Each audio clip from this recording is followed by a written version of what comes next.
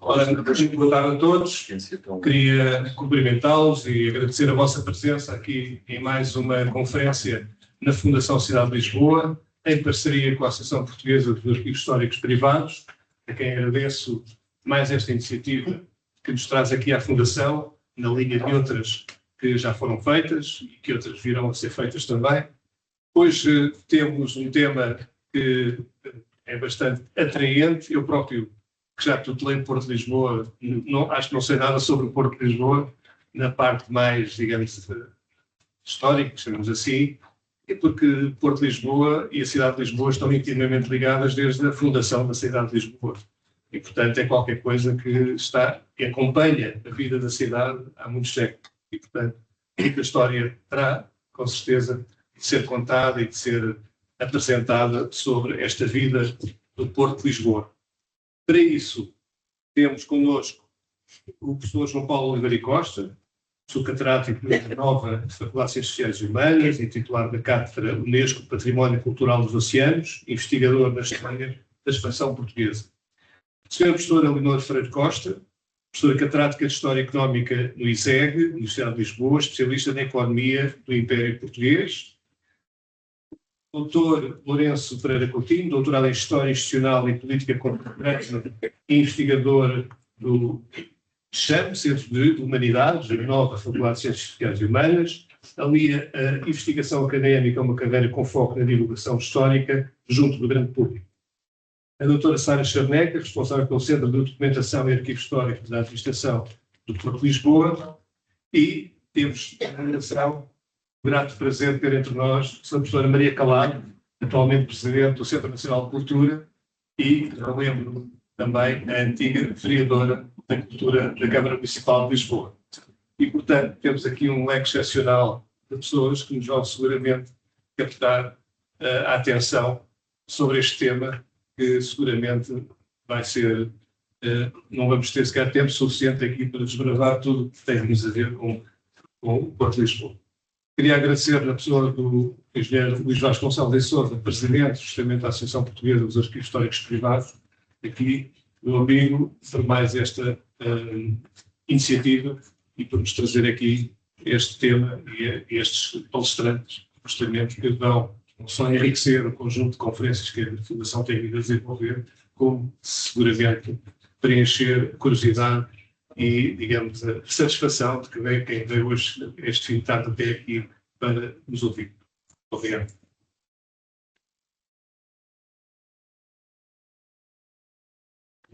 Como já está sugerido, eu ia só dizer duas coisas que acho que são, por assim dizer, a súmula daquilo que nos interessa, que é Porto de Lisboa foi tudo para o país, para o Império e para a nação.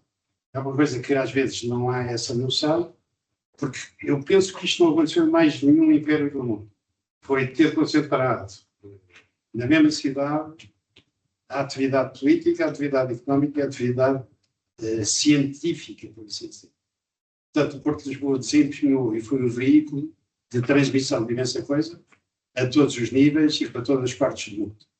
Por outro lado, também foi o grande pilar económico do Orçamento Geral de Estado português ao longo deste tempo todo.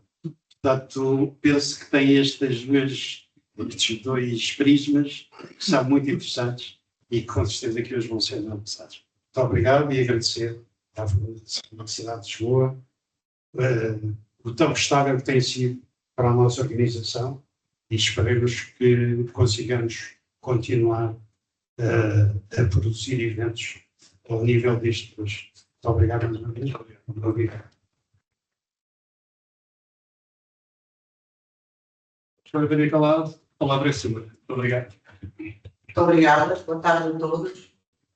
Cumprimentar muito especialmente o Sr. Presidente desta Casa, Fundação Cidade de Lisboa, o professor Carmona Rodrigues, cumprimentar o Sr. Presidente da Associação Portuguesa dos Arquivos Históricos, agradecer o convite, é uma honra, é um tema que considero de grande pertinência e de grande interesse, nos vários planos, histórico, económico, social, mais antigo, mais recente, portanto é um tema que transforma a vida da cidade e do país ao longo de várias épocas, e esta sessão tem, de facto, já foram apresentados, tem, de facto, aqui em participação um painel de especialistas em várias matérias que se complementam e que nos abrem pistas para conhecer melhor este tema, para refletir melhor sobre tudo aquilo que ele significa para o conhecimento da história da cidade e do país, mas também para aquilo que ele representa ainda hoje de memória e de realidade. A própria forma da cidade de Lisboa tem escrita o próprio Porto, e o Porto, quer o Porto natural, quer mais tarde, do século XIX, o Porto artificial, definiram a urbanidade de Lisboa. Portanto, a Rua 24 de Julho é um pouco a consequência do Porto artificial e toda aquela frente primeirinha. Mas penso que a sessão de hoje vai incidir muito sobre a história e em determinados momentos da própria história de Portugal, a importância que o Porto teve e devemos focar-nos nesse aspecto, porque seria bastante alargado o tema e acho que temos que o enfocar em um aspecto que me parece importante. Os membros do painel completam-se, como viram na sua formação, nas suas perspectivas de abordagem, nos seus interesses e, portanto, esse o interesse desta sessão que aqui nos traz a todos. Eu começarei por dar a palavra ao Sr. Professor João Paulo Oliveira Costa, que já foi apresentado, é um especialista da história de Portugal, professor catedrático da Universidade Nova, é o diretor da Cátedra Unesco, portanto, tem várias obras publicadas, tem uma atividade que eu não poderia aqui sequer descrever, é tão intensa e tão qualificada. Portanto, a palavra é dele. Faça favor, Sr. Professor João Paulo Oliveira Costa. Muito obrigado, Maria Clara. Saudar a assistência, agradecer na pessoa do Dr. Carmen Rodrigues à Fundação Cidade de Lisboa, ao Dr. Luís Vasconcelos e Sousa, na pessoa da Associação dos Arquivos Históricos Privados, um convite que me dirigiram, que muito melhor, e que é sempre um gosto poder partilhar com pessoas interessadas aquilo que eu vou aprendendo. Sou dos meus colegas de painel, com quem também tenho uma interação de há muitos anos. E, portanto, eu pensei na minha apresentação, em função de saber que era o primeiro a falar e sabendo das competências que os meus colegas têm, portanto, para não nos repetirmos, eu pensei em começar por introduzir Lisboa e o Porto de Lisboa na história, deixando depois os temas mais próximos, nomeadamente depois mais à frente, a questão do tempo dos descobrimentos e do Império, para os meus colegas que falam assim. Como vê o título que tem neste primeiro PowerPoint, diz Lisboa, a dobradiça do mundo. Não é a única, mas é uma, de facto, muito mais flexível, uma dobradiça do mundo.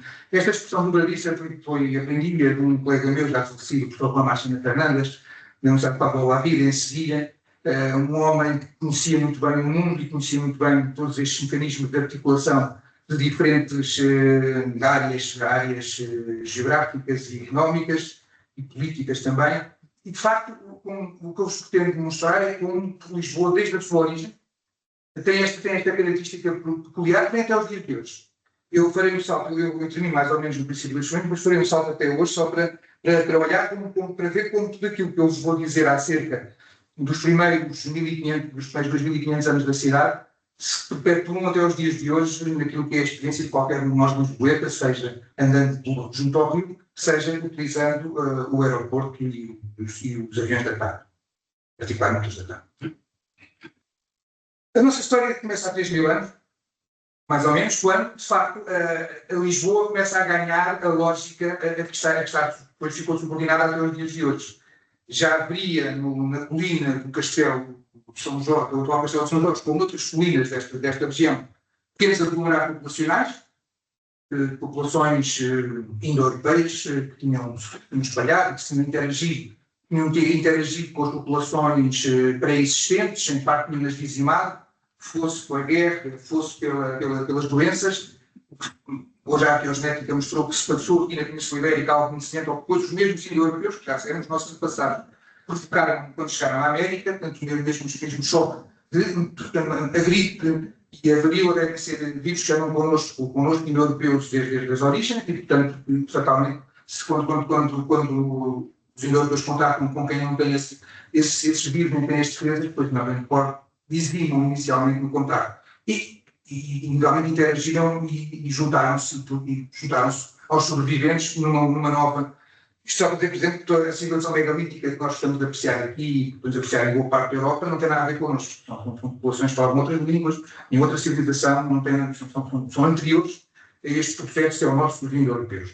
Mas curiosamente, a nossa cidade tem uma outra coisa curiosa, é que na fundação era uma articulação entre um povo do mar e um povo da terra, que ao mesmo tempo não tiver articulação entre semitas e europeus, porque quem chega aqui no lugar com os fenícios, são semitas, tanto com outro vocabulário, com outra família linguística, inclusive, e que atravessam o Mediterrâneo todo, a pouco e pouco, e acabam por chegar aqui também.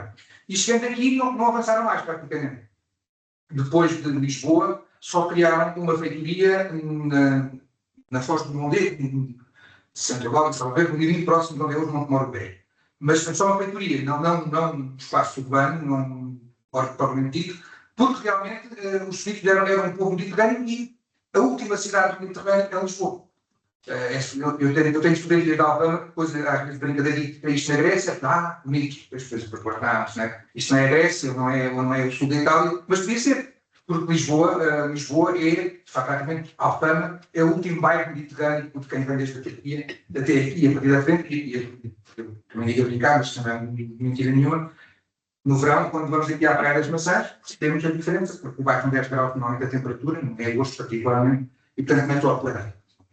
Portanto, os suíços chegaram aqui e chegando aqui estenderam o Mediterrâneo até aos seus limites. Não é por acaso que em Portugal pertence a todas as organizações mediterrâneas sem qualquer incitação de todos os nossos parceiros mediterrâneos, embora sejamos dessas organizações o único Estado que não é banhado pelo Mediterrâneo. Mas isto não evita, nunca levantou dúvidas a todos estes outros Estados.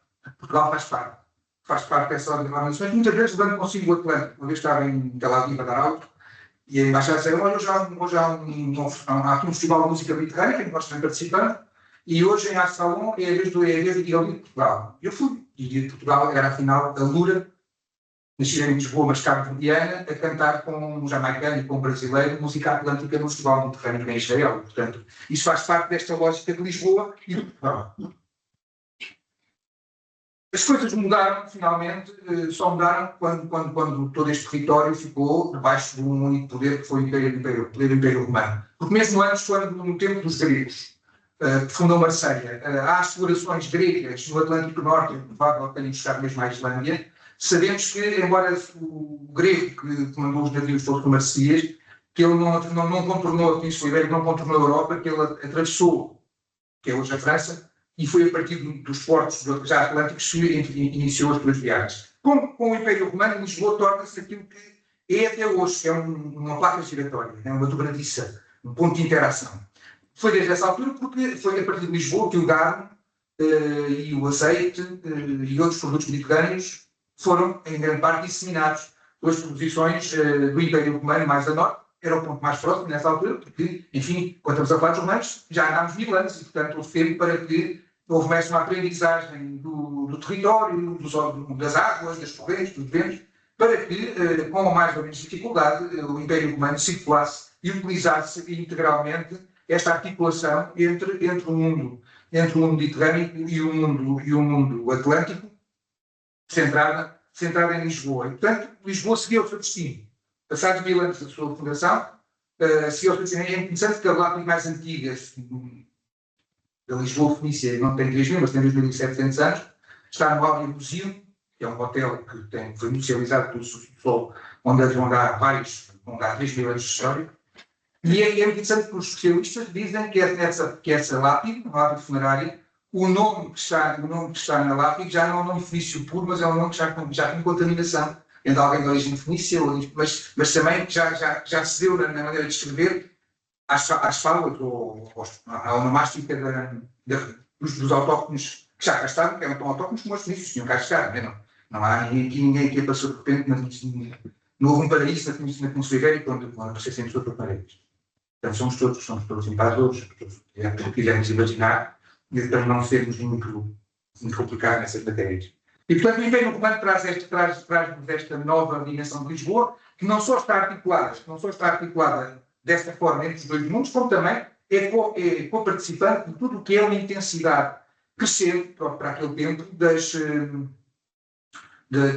rotas da seda, que vão ser depois determinantes, é o determinar, das rotas da seda. Lisboa já era participante das rotas da seda, mas só como términos, porque qualquer romano em Lisboa não tinha que ser de Lisboa para comprar sedas, somente para comprar pimenta ou gengibre, tudo isso chegava aqui, porque circulava pelo Império Romano na sua emergência, porque os romanos eram ávidos compradores de todos estes produtos exóticos, do ponto de vista mediterrâneo, desde o tempo da República, e portanto, quando é o Império, isso é bastante significativo.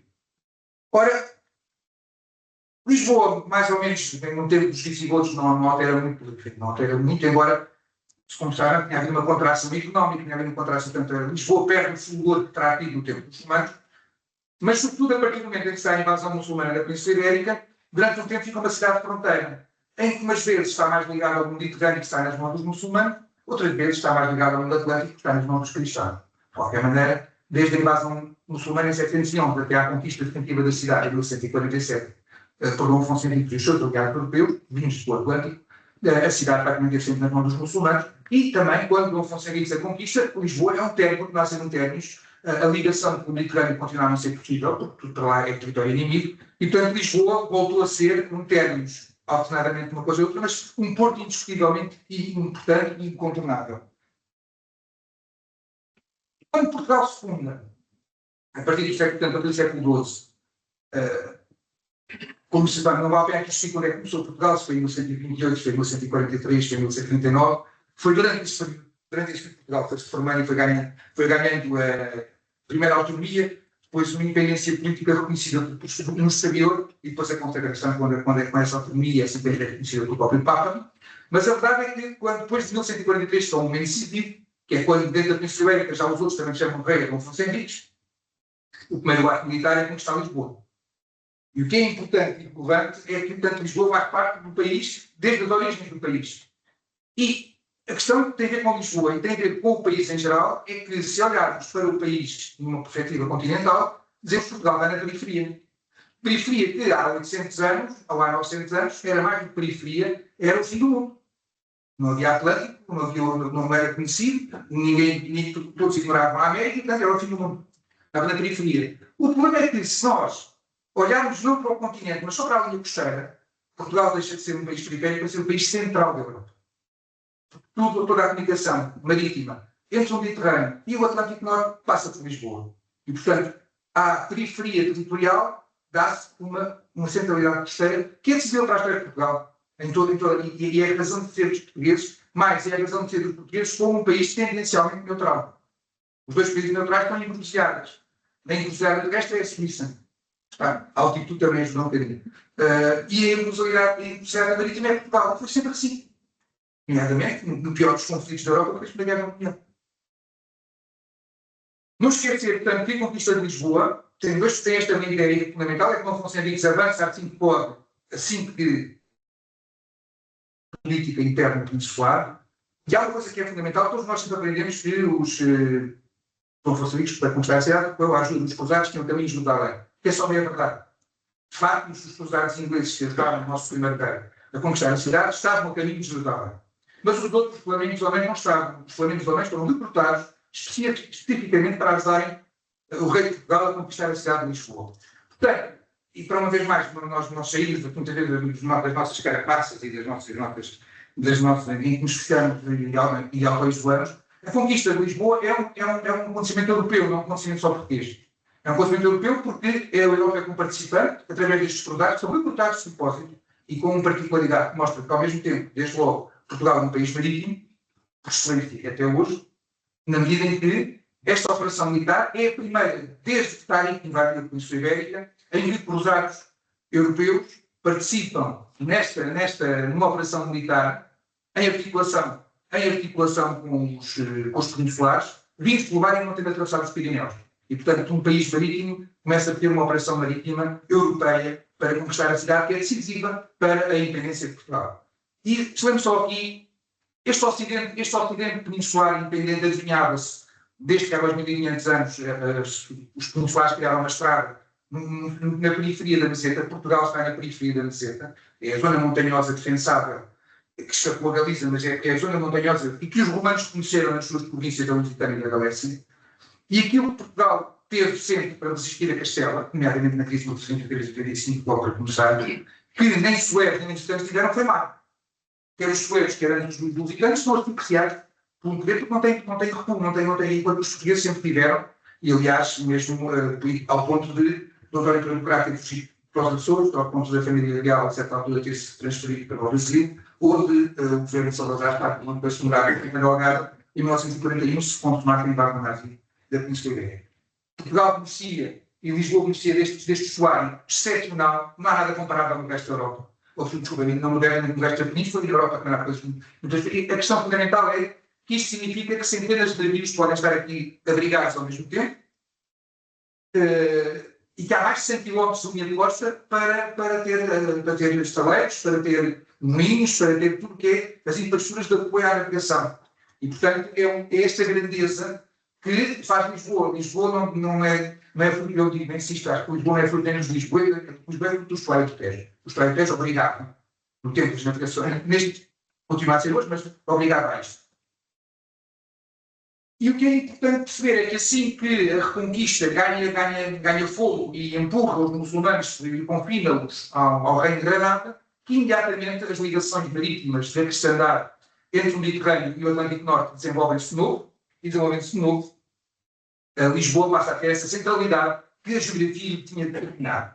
Eu já estou em cima do meu tempo, não quero gastar muito mais, portanto, e chama a atenção que um texto exemplar de tudo isto é o prólogo da crónica de Dom Fernando, de Fernão Lopes, em que ele, enfim, é um prólogo para apocar o rei Dom Fernando, que foi o rei que fez fraca a porta de gente, não é? Para colocar muito, mas já foi dito pelo Fernão Lopes, vai procurar a lei de voz, aquelas coisas que nós sabemos, mas nos dá um facto que eu creio que não é mentira nenhuma, e que para ajudar a perceber como é que um rei tão poderoso, portava tão bem, de repente se baralhou.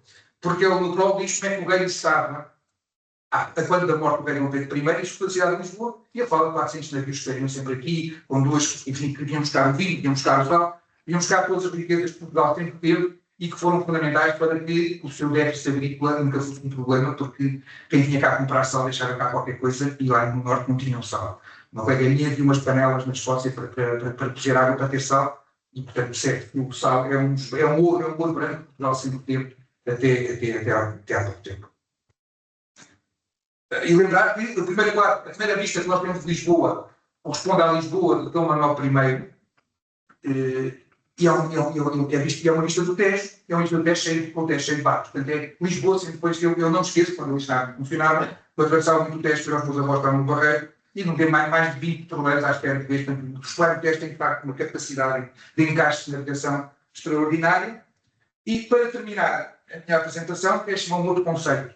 Como vos disse, no princípio, já no tempo dos romanos, Lisboa era uma cidade das Rotas da Seda e nunca mais deixou de ser. As Rotas da Seda não é um caminho no meio do deserto para onde passam uns aventureiros e umas caravanas. As Rotas da Seda são projetos mais complexos.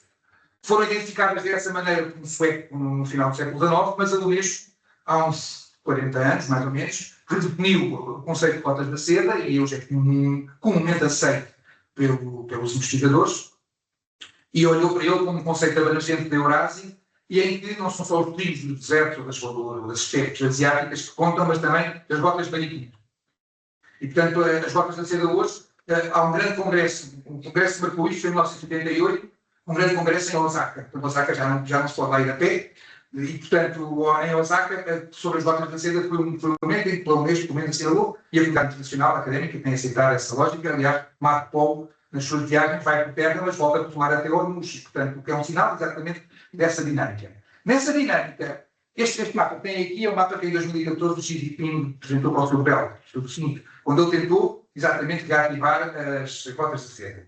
O que este mapa não tem, e que a maior parte, 90% dos investidores não tem, mas que eu tenho, e que eu acho que tenho razão, é que é bom não esquecer que este mapa, a partir de 1989, se acrescentou isto e fez de Lisboa um hub indiscutível das Rotas da Seda. Porque tudo o que nós vamos ver nos museus de maravilhas da Áustria, da Alemanha, até da Rússia, uma vez estive em Alexandrovsk, a 150 km de Moscou, num castelo onde os fogos iriam livre a um quarto, terrível, onde tem um pouco um pouco para depois trabalhar, um pouco naquele tempo tinha passado por Lisboa. Não havia poucos na Europa, não havia poucos no Atlântico, portanto um pouco tinha passado por Lisboa. Como já vi um outro, ainda mais antigo, logo do século VI, em Reykjavik, também. É a única hipótese de ter passado por Lisboa, que é quem fazia a passagem entre o Índico e o Atlântico, não se deve dizer que, por isso é que em Portugal, no final do século XVI, em contextos arqueológicos do final do século XVI, já se encontra porcelana minho como lixo. Tal era a quantidade que em Portugal havia sedas e sedas. Portanto, Portugal e Lisboa tornou-se, a partir do século XVI, é aqui que chega ao primeiro nosso salão, enfim, só para lembrar aqui para terminar, portanto, este conceito também da cidade global, que foi desenvolvido por Marie Jordan, uma excelente exposição feita a apresentar a Museu da Arte Antiga, tem a ver com isto. É por isso que é em Lisboa que chegam animais nunca vistos na Europa, como o rinoceronte, depois, mas são divulgados a partir de Viena por Albert Dürer, e portanto Lisboa como uma placa giratória e não simplesmente como um ponto de chegada, porque se daqui o animal estou aqui, mas os seus desenhos continuaram a viagem antes do animal ser enviado ao Papa, ou ali a Infanta Dona Isabel com um leque, que é outro dos aspectos paradigmáticos destas circulações, porque o leque, até porque Lisboa pode não ser só um hub, como pode ser um transformador de objetos. O leque chegou aqui, vindo das Léquias, na periferia do Japão. O leque no Japão era um objeto masculino. Aqui a rainha e a princesa gostaram dele antes dos homens e tornou-se um objeto feminino para toda a Europa. E há quadros já de cenas de corte francesas de 1580, já com as cortesãs todas com leques. E portanto tornou-se um objeto feminino, por excelência, dos jogos de sertão, da burguesia e da aristocracia europeia. Era um objeto masculino que se transformou em objeto feminino em Lisboa, onde irradiou para toda a Europa. E, portanto, é esta a lógica. E, para terminar, só lembrar que, hoje em dia, Lisboa, antes do Covid, pelo menos, era o porto que tinha mais cruzeiros do mundo. O porto com mais escalas de cruzeiros do mundo, imediatamente antes do Covid, era Lisboa. Não conheço os números atuais. E, portanto, é uma prova desta continuidade. Eu não gosto, como lisboeta, destes monstros no Rio, mas se calhar os lisboetas de há 500 anos não gostavam de ter um rio infestado de navios como tinham. É assim que é. E, para terminar, fora do mar, há uma coisa que é importante. Eu não tenho viagem que faça na TAP. Veio de lá, do Brasil, dos Estados Unidos, da África. Ao contrário, se vem de qualquer sítio entre a Europa e a terra aqui em Lisboa, eu venho para casa, eu estou a voltar para casa. E eu percebo-me sempre, pelas pessoas para a minha volta e vejo os cartões de embarque. Seja, pelas poucas pessoas que chegam aos onde estão a correr as malas, que uma boa parte é mais de metade, normalmente, dos passageiros que estão nos voos da TAP a caminho de Lisboa, continuam viagem e sempre em dimensões intercontinentais. Não se vem aqui de Bruxelas para ir para Amsterdão ou para ir para Atenas, mas vem para ir para Brasília, para Holanda, podem ir para tentar Nova Iorque, se quiserem, para onde calhar. E, portanto, esta particularidade de Lisboa como uma dobradiça do mundo, prolonga-se hoje em dia também nas viagens aéreas, se não é por acaso que sempre se discute a questão da TAP, se discute sempre o TAP. E não é por acaso, é que isto é estratégia para Portugal e faz parte da essência de Lisboa. E com este termino, muito obrigado.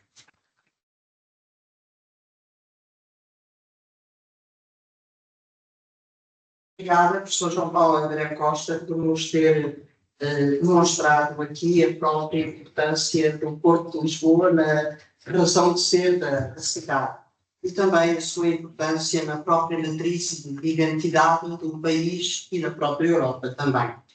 Acho que foi uma abordagem muito intensa e muito significativa. Depois teremos oportunidade, com as intervenções que seguem, de abrir um debate também sobre esta matéria. Passo a palavra à senhora professora Leonor Freire, que é professora catedrática do Instituto Superior de Economia e Gestão da Universidade de Lisboa e que é uma especialista em Economia do Império Português, com autora de várias obras e artigos científicos publicados. Portanto, a palavra é sua, senhora professora. Muito boa tarde, muito obrigada. Começo por agradecer a todos os presentes e, em particular, ao Sr. Presidente da Fundação Cidade de Lisboa e ao Presidente da Associação Portuguesa de Arquivos Privados.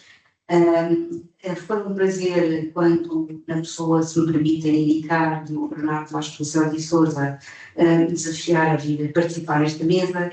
Foi com muito agrado que aceitei, porque pensei que seria uma oportunidade para partilhar com uma Assembleia ilustríssima, diversificada, temas que vão vir a trabalhar e que são imensamente cinzentos. Então pensei, há uma maneira de cobrir isto, é possível transmitir este assunto de forma que não seja particularmente densa. E o que eu gostaria de transmitir? Já agradecer ao João Paulo o cuidado que ele teve em não avançar nos séculos XVI, XVII e XVIII, onde me sinto mais à vontade, mas eu também estava à espera que ele estivesse nesse campo cronológico e, portanto, tentei que a minha participação aqui não fosse sobrepor-se à dele. E como lido com o mundo dos estibadores, com o mundo dos navios e com o mundo das cartas de tratamento, contratos, créditos a risco, tudo aquilo que é o mar nesta economia, pensei que talvez trazer-vos a Lisboa vivida através do e, portanto, trata-se de quadros evidenciados em Lisboa, que espero que tenham alguma coerência no fim, não porque tenham uma organização cronológica, mas porque são quadros que eu espero que sejam quadros que dão perspectivas do mesmo objeto, diferentes ângulos do mesmo objeto. Esse objeto é claramente a cidade de Lisboa, né? E é a cidade de Lisboa que todos nós temos vindo a referenciar, que é uma cidade portuária, um eixo que, a partir do século XVI, é um eixo fundamental nas rotas transoceânicas, mas também das rotas intra-europeias. E é basicamente nessa perspectiva que me coloco como ponto de partida, é Lisboa, de facto, capital ou centro do Império Colonial, que não quer dizer que fosse a única cidade de Portugal, do Reino, a ter ligações diretas com as processões coloniais. Portanto, vamos esquecer que Lisboa é a única porta para o Império, porque não é, mas é de facto a porta privilegiada para uma parte deste Império, que é a Ásia. A Índia, neste caso, as ditas e conhecidas armadas de Índia, que partem e chegam a tudo. Mas, para além disto, este comércio que se faz em Lisboa, ou esta chegada regular de navios de grande porte, enfim, estão aqui representados de uma forma mais ou menos estilizada, estes navios de grande porte chegam e partem envolvidos naquilo que nós designamos como um comércio entreposto. Isto é, Lisboa e a sua grandeza portuária fazem de um papel muito particular de Portugal na economia mundial. Enfim, se podemos falar mundial nesta época, que é a possibilidade de encontrarmos, como o João Paulo também já referiu, a ideia de que aqui chegam cargas, mas são cargas que são para se expedir para outros pontos da Europa. Isto faz parte das conectividades comerciais típicas do continente europeu, nesta época, quer dizer, quase todas as cidades estão envolvidas como hubs de circuitos que estão mais ou menos diferenciados. A diferença aqui em Lisboa é que é um hub de rotas que estão claramente transoceânicas. E, portanto, neste papel de cidade onde se faz uma avaliação de mercadorias que também têm um intuito fiscal e que vai sendo uma especificidade dentro do próprio Império Português, que é a ideia de que este exclusivo de relações com o Império precisam que Portugal seja uma porta de entrada de mercadorias vindas do Império, mas também uma porta de saída de mercadorias europeias enviadas para o Império. Quer dizer, este circuito que bebe e necessita de navios de grande porte. A pergunta que se segue, óbvia, mas que eu temo dizer-vos, é, mas afinal, o que representa um movimento do Porto de Lisboa neste fervilhar de rotas transoceânicas? Bom, podemos dizer que em 150 anos, talvez, sim, em 150 anos, não, 250 anos, todos os navios partidos para a Ásia, contados,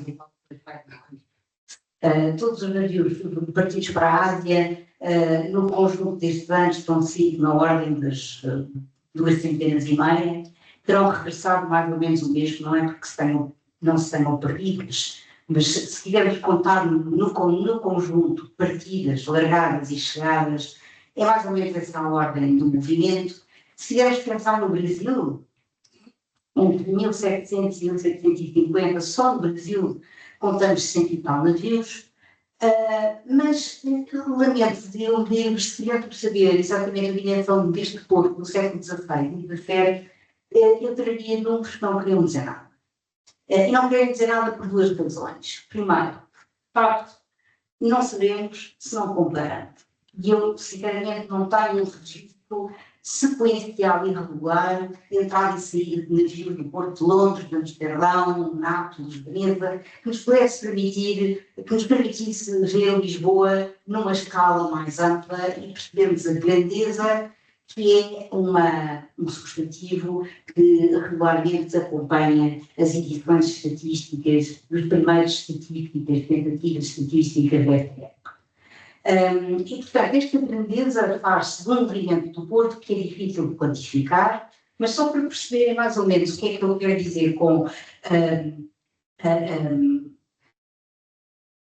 plasticidade quando quantificamos, e está bem, então quando chegamos ao século XVIII, e em que temos um registro que, depois do terremoto, consegue ser regular de entrada e saída de navios no Porto de Lisboa, porque tinham que pagar uma taxa, chamada marco dos navios, objetivamente é possível reconstituir o movimento do Porto e percebe-se que, em média, entre 1750 e o final do século XVIII, em média por ano estariam cerca de 1000 navios no Porto de Lisboa. Não são só portugueses, como é óbvio, são também muitos deles europeus. Estariam 1000 navios no Porto de Lisboa e mais. Em média, estes navios tendem a ser na ordem daquilo que se chamava 300 toneladas de arqueação. E pergunta-se se isso é muito ou é pouco. Eu tentei dar-vos uma escala com o que é que significa um contentor hoje, não é? Na medida destes navios. E pronto, chegamos à conclusão que, de facto, um navio de 300 toneladas transportaria cerca de 10 contentores atuais. E quando falamos da grandeza de portos nesta época, antes do século XIX, é mais ou menos isto que estamos a falar. Não é possível, antes do século XIX, do navio a vapor e tudo aquilo que nós podemos, de facto, reconhecer como uma economia integrada, internacional, Lisboa é um grande porto porque tem capacidade para alojar cerca de 1000 navios de diferentes tamanhos, mas isto não significa que estejamos a lidar com um porto contemporâneo como se tivesse vários contentores. E, aliás, é um bocadinho isso que eu gostaria também de passar mais para o detalhe, que é fugir desta quantificação de correria e mostrar que Lisboa é também um porto fluvial. Portanto, nesta borda ribeirinha de Lisboa está um enxame de barcas que vêm ao longo do Tejo e que o máximo que mais ou menos conseguem subir ainda é só até Abrantes, no século XVI, mas estas barcas são carreiras regulares. Portanto, há 3 vezes por semana, umas quantas barcas que vêm de todos estes portos fluviais e que não só trazem pessoas, como trazem sobretudo os víveres, os frescos para a cidade, e estes frescos para a cidade, e é esta articulação de Lisboa posterior, enquanto grande cidade portuária transoceânica e porto fluvial, que nós reconhecemos a capacidade da economia de Lisboa inserir-se e integrar bem lá para dentro, bem para o interior do país. E, portanto, quando falamos do litoral, este litoral do século XVI e do século XVIII não é o litoral atual, é um litoral que pelas estradas fluviais têm perfeitas condições para se imiscuir no interior. Pois estas barcas, segundo as representações que temos, estas barcas têm uma forma muito particular de atracar no Porto de Lisboa. Parece que elas têm um espaço relativamente frequente na zona das portas do mar, isto é, um salgado que foi conquistado ao rio em frente das portas pequeninas, e é nesta parte onde regularmente existe o mercado da cidade e que é revisitado com bastantes adjetivações nas descrições da época, como sendo um enxame de bens que se podem consumir nesta cidade. Pois é um desafio e que penso poder partilhar convosco a minha ignorância e pedir conselhos da assistência. Se de facto faz sentido perguntar se estas pequenas embarcações que têm um lugar para atracar e poisar nesta zona ribeirinha da cidade têm exigências de ancorador completamente distintos dos grandes navios dos tais grandes navios de grande porte. E esses não têm onde atracar, estão ao largo, em geral. Não é fácil saber como é que se resolvia a logística do porto atendendo a estas características, mas sabemos que em muitos portos europeus, seja um Portugal, sequer um grande porto, é óbvio que estes grandes navios não podem chegar-se muito próximo pelo seu calado e, portanto, obriga a que cada porto seja também um engenho de pequenos botes. E é nestes botes que se faz a estiva e que se põe em tiro passageiros. Quando imaginamos um grande porto neste período, não é aquele porto dos cruzeiros que acabámos de ver, é um grande porto já de pequenos botes e de muita dificuldade em pôr e repor grandes cargas, porque, de facto, em Lisboa não se conhece, pelo menos para as apresentações que eu tenho encontrado,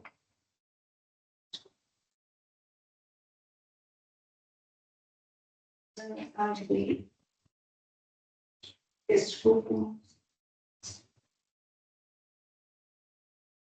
Isso.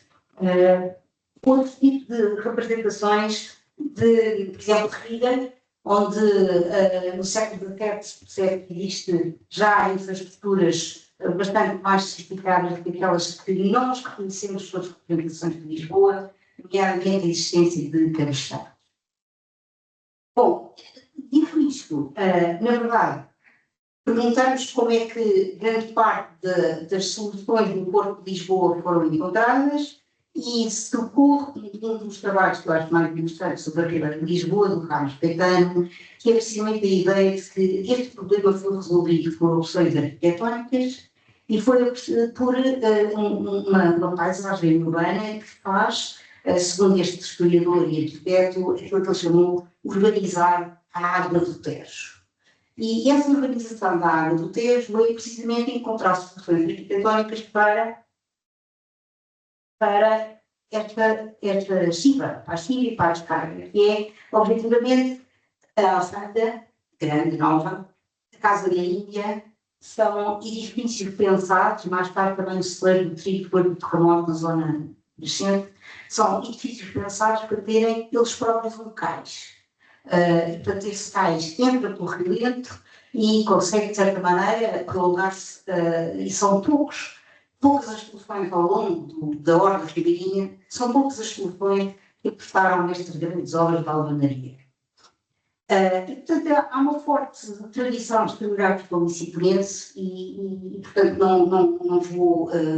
não creio que vos traga grandes novidades se falarmos desta Horta Ribeirinha, mas, objetivamente, aquilo que eu gostaria de vos dirigir hoje é precisamente para aquilo que falámos no início, que é precisamente a zona ao ocidente daquilo que seria as praias da Bela Vista, que são hoje, grosso modo, as 24 de julho, e é precisamente a ideia de que o congestionamento do Porto, na zona mais central, foi chamando o movimento portuário de Lisboa cada vez mais para o Ocidente. E é neste Ocidente, nesta zona, mais ou menos proximamente àquilo que hoje podemos chamar a 24 de julho, se torna uma zona altamente vivida e, portanto, acaba aí até mesmo por haver referências, haver sucursais da Casa da Índia, precisamente para facilitar o descarregamento aí. Portanto, nós imaginamos que tudo se passa em frente do terreiro do Paço, mas há muita coisa que começa a passar cada vez mais pela zona ocidental da cidade, e é nesta viagem cada vez mais pelo Ocidente que vemos nestas praias da Bela Vista, segundo uma descrição do século XVII, belíssima, uma zona belíssima, mas é uma zona belíssima, cheia de estaleiros, armazéns, de fornos, enfim, caldeiras de produção de peixe. Portanto, podemos imaginar mais ou menos que esta zona belíssima destas praias é nada mais, nada menos do que uma praia onde de facto estão navios a ser construídos e se pode desfrutar da vista do Palácio dos Marqueses. Peço desculpa. Mas que é mais raro, não é? E, portanto, basicamente, aquilo que dizia para aqui antes de estar é a ideia de que estamos diante de uma cidade portuária que não parece ter grandes infraestruturas para este porto. E, portanto, parece que as praias do Rio lhe oferecem soluções que não requerem grandes investimentos em infraestruturas que são efetivamente caras e tecnicamente complicadas. Portanto, Lisboa foi crescendo também com soluções que as praias do Tejo lhe ofereciam. E vamos ver, Lisboa de facto foi crescendo e foi alojando no seu tecido social, no seu tecido social. Quer colocar? Exato, estou a fechar. O seu tecido social é por ser uma cidade portuária que nós encontramos nestas primeiras estatísticas da cidade referência de coisas que nem nos passa pela cabeça de tão distante que estamos e tão próximos que são estas notícias. Nomeadamente, a ideia de que, porque a comunidade alemã e flamenga se habitua a comer manteiga e queijo, é suposto haver regularmente abastecimento de queijo e manteiga de flamenga. É também nesta cidade que encontramos referências a os bairros onde estão os pilotos, os bairros onde estão os calafates, os bairros onde estão os mestres de construção de fábrica de cartas de marear. É também nesta cidade que a gente encontra referências a tudo aquilo que é surpreendentemente um recurso a uma cultura escrita.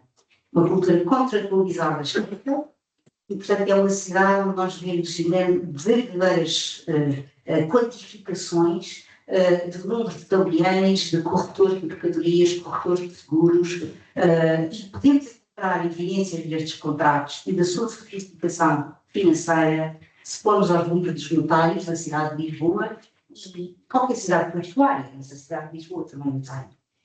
Para fechar, gostava só de lembrar que é nesta rua dos mercadores, a Rua Nova dos Mercadores,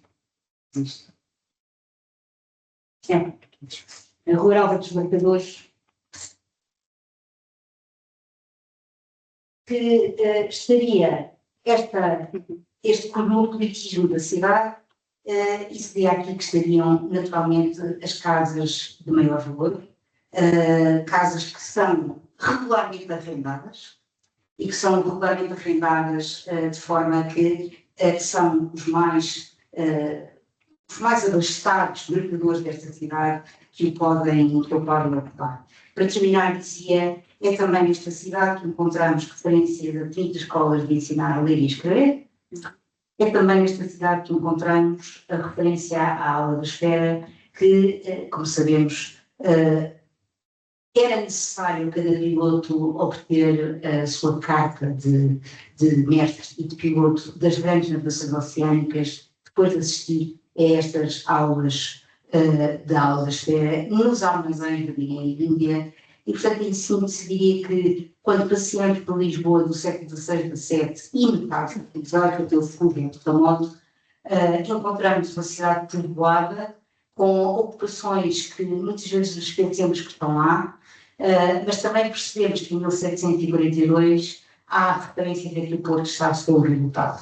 Não existem condições para atracar e as referências são bastante miserabilistas no sentido de que a população que chega a Lisboa se a maré está vazia, nem Sacravém, nem há referências a que há pouquíssimos sítios onde se pode parar e os passageiros têm que sair às cabalitas dos marinheiros, sejam senhoras ou não sejam senhoras. Enfim, é essa grande aposta que o Carlos Mardel fará antes mesmo do terremoto, que é um projeto, uma ambição tremenda, que é construir um enorme paredão que vai desde a Bela Vista até a zona central. Não chegará a construir-se, como é sabido, mas o terremoto imporá outras prioridades que não repor o Porto numa feição bastante mais abastada.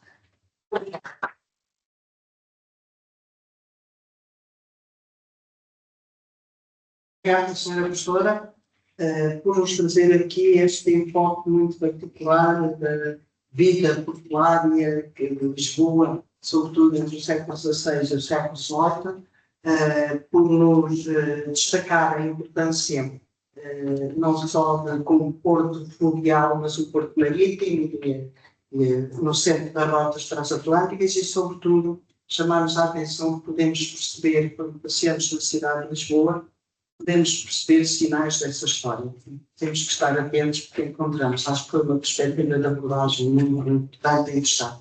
Segue-se a intervenção do Dr. Lourenço Pereira Coutinho, que é historiador, que é doutorado em História Institucional e Política Contemporânea, foca-se sobretudo no século XIX, em vários dos seus trabalhos científicos, mas também tem tido o mérito, acho muito importante, de fazer a divulgação de temas que muitas vezes não passam da comunidade científica e que os têm trazido para a comunicação social e divulgar projetos muito importantes. Vamos ouvir a sua intervenção.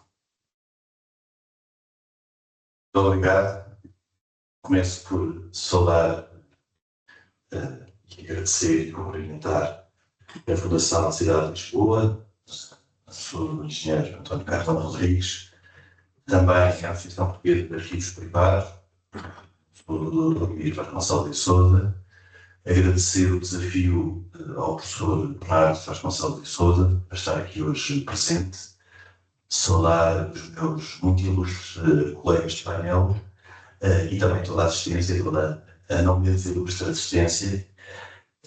Eu, não sendo um especialista no Porto de Lisboa, nem na cidade de Lisboa, gostava de vos deixar algumas reflexões e alguma, sobretudo, uma perspectiva política e institucional. Não quero de forma alguma entrar no campo de outras épocas históricas que já foram abordadas, mas começar a referir sempre nesta perspectiva, e olhando para Lisboa e para o seu Porto, numa perspectiva política e institucional, que, começando pelo princípio, como diria lá Alice, que Portugal justifica-se como Estado soberano após a conquista de Lisboa. E também dá a ideia que, não querendo de forma alguma fazer ficção histórica na cabeça de Dom Afonso Henriques, que a sua ideia, quando olhou para Sul, foi de reconstituir o reino de Taifa de Badajoz, que era a realidade que ele conhecia a sul do Condado portugalense. Este reino de Taifa de Badajoz tinha duas praças, duas cidades fundamentais, uma marítima e comercial, que era Lisboa, outra continental e peninsular, que era Badajoz. Como já foi referido, em 1947, Lisboa foi conquistada, mas Badajoz acabou por constituir a única e grande derrota do primeiro rei de Portugal, do fundador do Estado português, pelo que me parece que desde essa altura que a centralidade de Portugal seria o Atlântico e para Portugal. Portanto, Portugal, como tudo isso ser vantajoso e desvantajoso, tornou-se exclusivamente um Estado Atlântico, um Estado virado para o litoral, sem profundidade peninsular.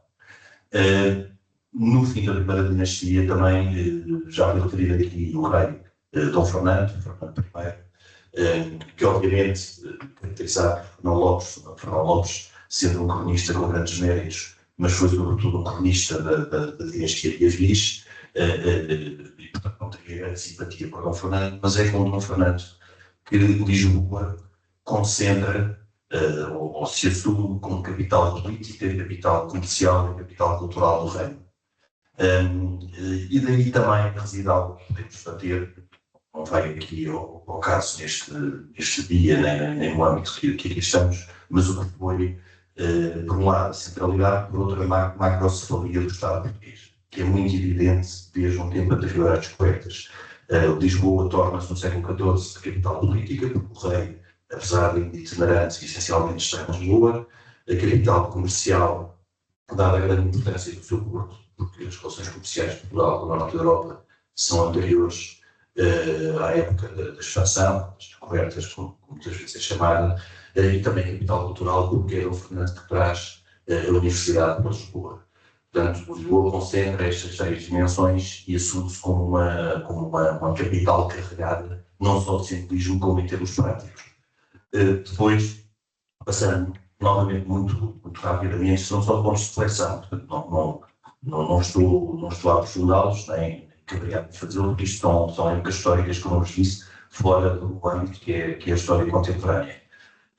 Também não é novidade para quem acompanha a história que na crise de 1983-85, em Lisboa teve um protagonismo essencial, grande parte da oposição do Burgo de Lisboa a uma possibilidade de Dona Leonor Teles assumir a regência durante um longo período de tempo, que era isso que se tratava na altura, foi motivada pela grande rivalidade comercial entre Lisboa e Sevilha. Há aqui um ponto interessante de reflexão sobre Sevilha, é que Sevilha, mais tarde, sobretudo do século XVI, final do século XV e a partir do século XVI, é por influenciar a grande cidade espanhola relacionada com a ligação com o Novo Mundo, com a América, e não é a capital. No caso português, a grande cidade que se assume com grande entreposto e momento de ligação com o mundo é a capital de Lisboa. E há aqui também um outro elemento interessante de reflexão, é que, espero não estar a dizer nada de muito profundamente errado, e se estiver, com certeza estão aqui especialistas na época que corrigirão, a centralidade no início da expansão, no tempo do Henrique, ainda é o Algarve. Como sabemos, Lagos, depois o Algarve, ou seja, o Infante fixa-se, mas o Infante não era a coroa. E apesar da expansão nesta parte do século XV ser próxima da coroa, ser protagonizada pelo Infante, como se diz, não era um empreendimento da coroa. Quando passa a ser um empreendimento da coroa, quando Dom João II, que, por assim dizer, entre aspas, nacionaliza a expansão, a centralidade já está em Lisboa. E também é muito interessante que no campo simbólico, aliás também pela própria criação a partir de Dom João II, numa área, um espaço mais atlântico, ainda no tempo do Infante Henrique, um espaço mais de exploração da costa africana. E é muito interessante que no campo simbólico o rei, portanto, o elemento de soberania, o símbolo de soberania, passa de Alcáçova para perto do Rio. A partir do século XVI ele passa a Ribeira. E há aqui também um outro elemento muito interessante, é que, de facto, enquanto, e aqui fazer uma comparação com Espanha, sempre que nós não podemos comparar com as realidades de Portugal, nós chamamos de Estado-nação, e Espanha era uma coroa, um conjunto de reinos, mas enquanto, repetindo um bocadinho o que disse atrás, a centralidade da ligação com o Novo Mundo, no caso espanhol, é a cidade de Sevilha, e sobretudo os portos de Cádiz, São Lucas Barramento, mas a cidade de Sevilha, e não a capital, que a partir do segundo é Madrid. Em Lisboa, a capital coincide com o interposto que centraliza os assuntos da expansão e das descobertas, que nesta altura não era um interposto de exportação para o resto da Europa, porque nós tínhamos a feitoria de Antuérpia. E isso também é um dos elementos que se vai alterar depois do tempo de Ibérica e com a nova dinastia, sobretudo a partir do início do século XVIII. Como veem, toda isso é uma viagem muito acelerada pelo tempo histórico, são só, como eu disse, alguns pontos de reflexão. Já no século XVIII, quando o Tratado de Mitre, 1702 e 1703, em que Portugal se reaproxima novamente da então Grã-Bretanha, ainda era Inglaterra, Grã-Bretanha, depois de 1707, mas em Portugal se reaproxima da Inglaterra e da Grã-Bretanha. Nesta altura já não existe a feitoria de Antuérpia. Lisboa também assume-se como um grande interposto de relação com o Novo Mundo, um Novo Mundo que durante o século XVIII é a pedra de toque de Portugal e os reis de Portugal. Portanto, é a ligação atlântica e a ligação ao Brasil, sendo que no Porto de Lisboa os negociantes do norte da Europa, sobretudo ingleses, têm um grande papel depois no que é a reestruturação e que as chamarias mais-valias e o acrescentar valor das matérias que chegam no movimento do Brasil. Com o terremoto, grande parte, como sabemos, da cidade fundamental é perdida, o eixo também de poder sai de perto com a derrocada, não só do Paço de Ribeira, como toda a zona da Baixa de Lisboa, e portanto o centro de poder sai de ao pé de onde chegava o partido. Mas isto na altura não significa o fim da importância do Porto de Lisboa. É interessante porque um dos períodos, entrando já aqui na época contemporânea, um dos períodos mais importantes, de maior atividade e até de maior importância, passa a redundância, do Porto de Lisboa, é um período prévio à invasão francesa da Primeira Guerra Francesa de 1917. Porque no início do século XIX, França e já Reino Unido estão em choque e em guerra comercial e, portanto, a ausência de relações comerciais entre o Reino Unido e França vai beneficiar Portugal. E Portugal, o Porto de Lisboa, beneficia bastante desta rivalidade e tem um grande dinamismo durante esta primeira fase do século XIX, que é interrompida abruptamente com a partida da família real para o Brasil. E, sobretudo, com a abertura dos portos brasileiros no comércio internacional. Portanto, falamos na independência do Brasil, em 1922, falamos de uma independência política e, portanto, também não vem aqui ao acaso, mas, sob o ponto de vista institucional, pode-se questionar se estamos a falar verdadeiramente de uma independência ou de uma secessão, porque Portugal era um reino que fazia parte do Reino Unido, Portugal era o Algarve. Depois você vai contestar este é o papel dos rentistas e a Constituição de 1922 pretende reservar, mas isso também é outro tema que não vem agora aqui ao caso. Mas se a independência do Brasil, ou a secessão do Brasil, como quiserem, de 1822, corte com o dinamismo, com esta dinâmica que vinha do século XVIII de Lisboa, verifica-se em 1810, ou logo em 1808, quando o Presidente Dom João decreta a abertura do Brasil no comércio internacional, no fundo é o eufemismo para dizer que o Rio de Janeiro, sobretudo o Rio de Janeiro, os povos brasileiros, sobretudo o Rio de Janeiro, podem ter uma relação direta, sobretudo com o Reino Unido, porque, como é óbvio, a França está a revelar e os outros países europeus também não tinham capacidade para um comércio intenso com o novo mundo e com a sobretudo passa para as mãos dos britânicos. E há aqui, de facto, um trauma em Portugal, não só um trauma político, de sintomatologia de orfandade política, mas também um corte nesta importância que Lisboa teve sempre desde o início da expansão. Mas o Porto de Lisboa reinventa-se, a cidade de Lisboa reinventa-se. Reinventa-se não só com um novo olhar para a sua zona ocidental, para uma construção do Porto Artificial de Lisboa já em finais do século XIX, portanto aqui volta a dar um salto cronológico grande, mais uma vez dizendo que são todos de reflexão, não é uma apresentação encadeada de alguma tese ou alguma teoria sobre estes factos, ou sobre o Porto de Lisboa, e no final do século XIX temos já um Porto virado para a exportação de cortiça. É interessante, porque depois do corte de 1810 na dinâmica do Porto de Lisboa, dá-se também a ascensão do Porto como grande cidade política e comercial, fundada também a exportação do vinho do Porto. De facto, o Porto, chamado Porto Português, o Porto Liberal, é uma cidade que dá cartas em todos os movimentos, desde logo, desde o tempo das invasões francesas, que se acentuam a partir do rentismo, a partir de 1820. E o elemento central é a exportação do vinho do Porto, novamente para o Reino Unido. Acontece que em 1860 dá-se a filoxera, uma quebra abrupta na exportação de vinho do Porto para a Inglaterra. Pouco tempo depois, Lisboa volta, por assim dizer, a tomar a dianteira neste dinamismo comercial, sobretudo, que no século XIX é disputado entre Lisboa e Porto. Eu considero que o Porto até 1868, quase seguir para Lisboa, pelo menos em termos de protagonismo político.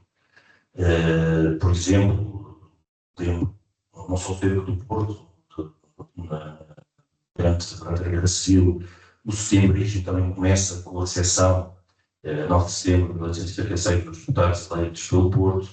A Guerra Civil da Populeia tem uma junta suprema no Porto, independente de Lisboa. Ainda na década de 50 e na década de 60, o Porto tem influência. Ainda a Jamirinha, a última grande revolução com base no Porto, a última grande revolução deste tempo, depois também há em 1850, a revolução republicana, tudo isso, mas enfim, já foi uma história aqui, acontece no Porto, mas o Porto, depois da crise da filoxera, que é da década de 1870, perde este dinamismo comercial, assente sobretudo na exportação de vinho do Porto. E Lisboa readquire protagonismo. E readquire protagonismo exatamente impulsionada e com a ajuda desta nova realidade, que é a importância da cortiça como matéria-prima e o começo da exportação de cortiça, não só para os Estados Unidos, para a Europa, depois também foi nominado a ter 1951 as colónias portuguesas, depois as províncias ultramarinas, portanto também para o espaço que os portugueses estruturaram a partir de finais do século XIX em África. Esta realidade volta a trazer para Lisboa uma centralidade também comercial, que se assume a partir de finais do século XIX. O Porto de Lisboa, o Porto Artificial de Lisboa, é inaugurado em outubro, 31 de outubro de 1877, por um rei, eu não diria que é mal amado, mas tão discreto que não é tido em conta, e exatamente por ele ter sido discreto, eu considero que terá sido o nosso melhor rei constitucional, que foi Dom Luís I. Pelo menos foi o com reinado mais longo, mas também o melhor interpretou os poderes constitucionais. E nesse tempo não é difícil fazer um exercício de imaginação sobre o que foi o início no Porto, de marinheiros, marinas, de gente que minerou outra canta. Outro dos aspectos interessantes em Lisboa é que Lisboa, de facto, é um grande estuário e não é semelhante a outras grandes capitais que circulam ao redor de um rio e onde é fácil atravessar para o outro lado, desde Paris, Londres, Roma, Sevilha. Há pequenas pontes em Paris, então é quase de esquina a esquina, de quarteirão a quarteirão, que há pequenos pontes que permitem que a cidade seja uma só. O Porto é muito fácil de atravessar de um lado para o outro. Gaia é uma cidade de Distrito do Porto, não é? São duas cidades, mas poderiam eventualmente, nesta lógica, serem uma só, e se Lisboa é impossível, porque de facto o estuário marca uma distância muito grande com outra margem, portanto, só em termos muito recentes, em termos históricos, é que foi possível fazer esta travessia de forma eficaz de ponte e de comboio. E depois, no século XX, e terminaria no século XX, para não entrar na atualidade, e sobretudo a atualidade tem a ver com a estratégia e do que se pretende claramente para o Porto de Lisboa, que era algo que eu também achava interessante conhecer melhor. Mas no século XX há aqui momentos fundamentais. Não só a importância desta exportação, não só de cortiça, como também de vinho, madeira, sobretudo alicerçada na cortiça, como sabem, a cortiça é um grande português de exportação, também no norte do Porto, mas não só este lício em redor desta exportação, como também da imigração. Muita imigração que parte para o Novo Mundo, na altura para o Brasil, como depois na década de 60 o Porto de Lisboa, e para além da sua atividade comercial, é também lugar de partida e chegada das tropas que combatem em África.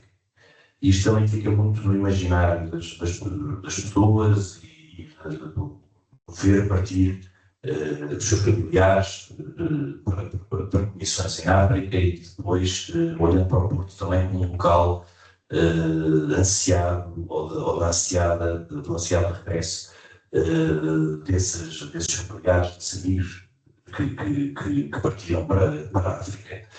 Eu ficaria com estes pontos, não entrando em questões mais específicas ou mais técnicas. portanto, que não cabe bem falar, não tenho conhecimentos sobre isso, mas deixar estas notas do que foi uma evolução do Porto de Lisboa, até de perspectiva política e institucional, e como símbolo de um país onde, para o bem ou para o mal, Lisboa concentrou grande parte do protagonismo político, cultural e comercial. Se é algo que é bom ou mau para o país, ou que no longo prazo foi bom ou mau para o país, também é uma reflexão que aqui deixo, que provavelmente não cabe no âmbito do que estamos hoje aqui a tratar, mas que também é interessante fazermos.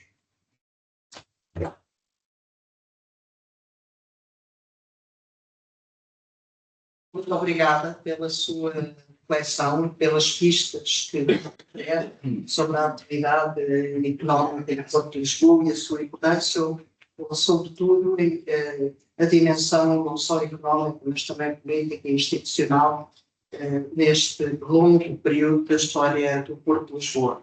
Tivemos, portanto, reflexões de viagem no tempo, que nos permitem abordar a múltipla dimensão da história do Porto de Lisboa, ficando ainda muitos temas que certamente nos interessam e continuaremos no futuro a explorar, mas passaria agora a palavra à doutora Sara Charneca, que é mestre em Ciências Documentais e é a responsável pelo arquivo na administração do Porto de Lisboa, portanto, um manancial muito importante para conhecer toda esta história. Faça favor. Obrigada. Obrigada a todos. Já quero agradecer ao engenheiro Carmona Pires da Fundação Ciência da Cidade de Lisboa, ao Dr. Luís Vasconcelos de Sousa, da Associação Portuguesa dos Arquivos Históricos Privados. Boa tarde a todos, boa tarde à mesa. Bom, eu irei falar do Porto de Lisboa, e falar do Porto de Lisboa é falar de uma instituição que mudou o território, a economia e a própria identidade de Portugal. O Porto tem sido o grande elo entre Lisboa e o mundo. Por eles passaram embarcações, mercadorias, ideias e pessoas que transformaram a cidade e o país. Mas hoje trago-vos uma outra perspectiva, a do arquivista. Falo a partir do lugar onde se conserva a memória escrita, visual e técnica desta longa história, no arquivo. Trouxe umas imagens, a imagem da esquerda, que desde 1940 era o arquivo do edifício Novatos, em Capolónia, onde esteve presente, ou esteve lá desde 2007.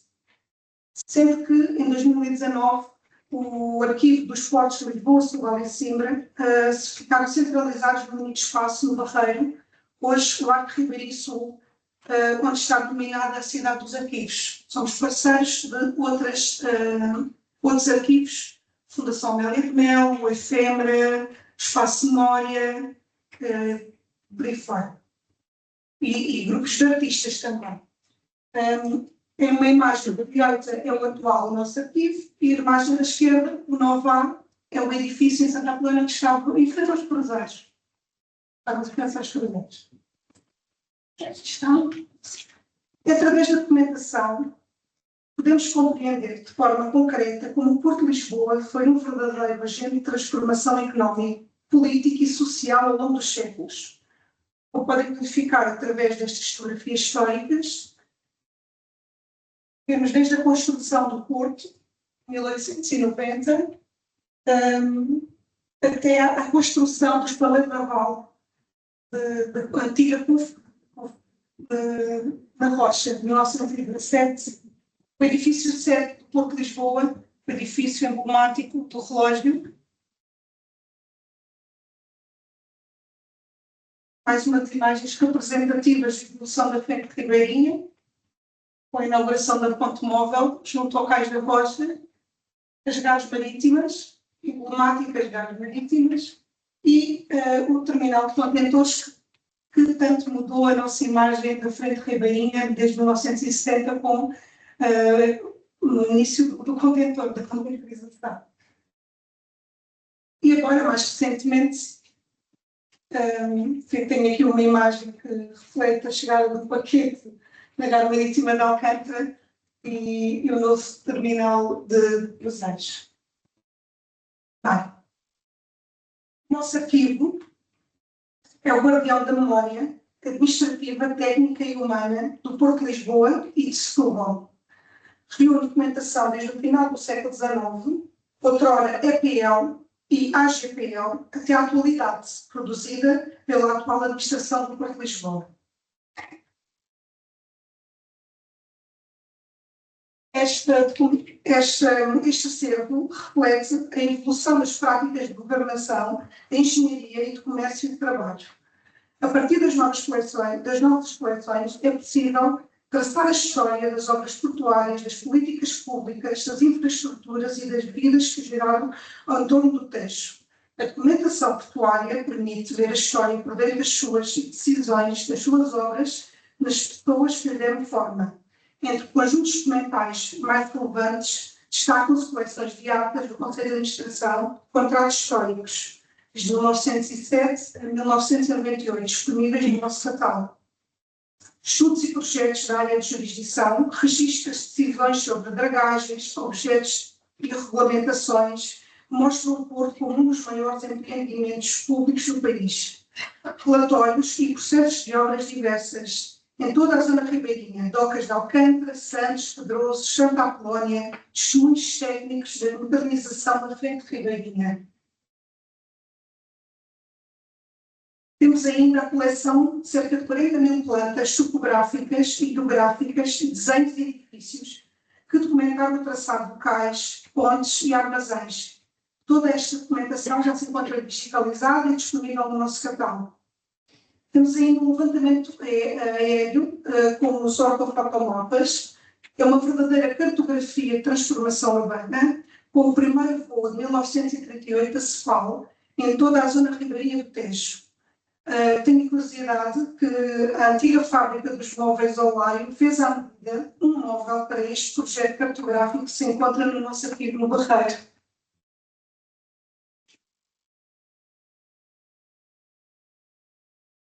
A coleção de fotografias históricas e digitalizadas desde a primeira metade do século XX captam a vida cotidiana do Porto, os trabalhadores, as máquinas, as inaugurações e os navios, construída por negativos de vidro e película, num total de cerca de 6 mil negativos. Temos ainda uma coleção de filmes sobre o Porto de Lisboa e a cidade ribeirinha, depositados na Cinemateca Portuguesa, mas disponível para visionamento de, entre outros, dou nota de um filme do ano 1923, entre o trabalho e o reconhecimento do Porto de Lisboa, e o Porto de Lisboa de 1934, de Paulo de Brito Aranha.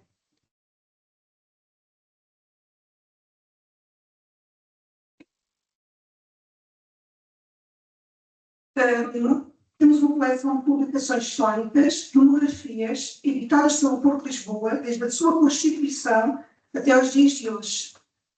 São várias as publicações periódicas, entre elas o Boletim do Porto de Lisboa, desde 1951, que revelam o discurso do progresso, todas elas acessíveis no nosso catálogo online.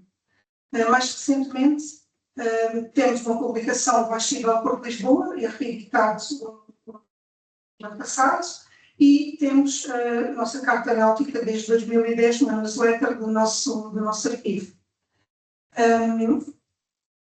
Temos a coleção dos relatórios e contas de estatística portuária. Esta coleção existe desde 1917, espelha o peso económico do Porto nas exportações e importações nacionais.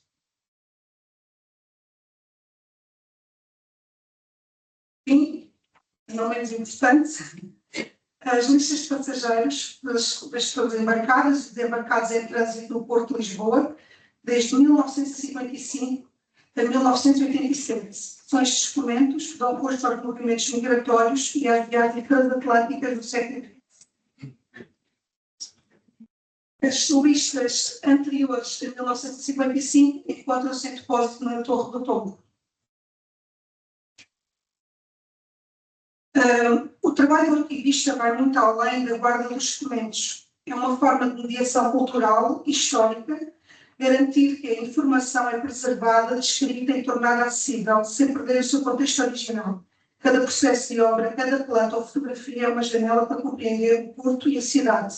Ao classificar e disponibilizar esta informação, o arquivo transforma o arquivo num objeto de partilha de conhecimento, onde investigadores, estudantes e cidadãos podem reencontrar a história do Porto e do país. Esta é uma fotografia retirada do nosso arquivo.